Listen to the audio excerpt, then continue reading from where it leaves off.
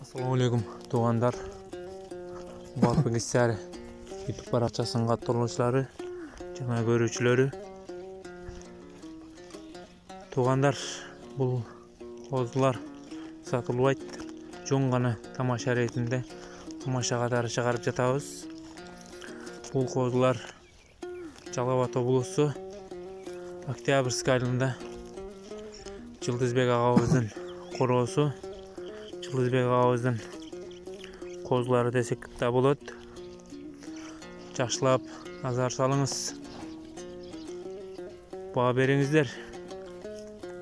Сынына, кулактарына, жүндөрүнө лайк басып, комментарий калтырып кетиңиз. Тугандар, бизди колдоп коесуздар деп ишенем.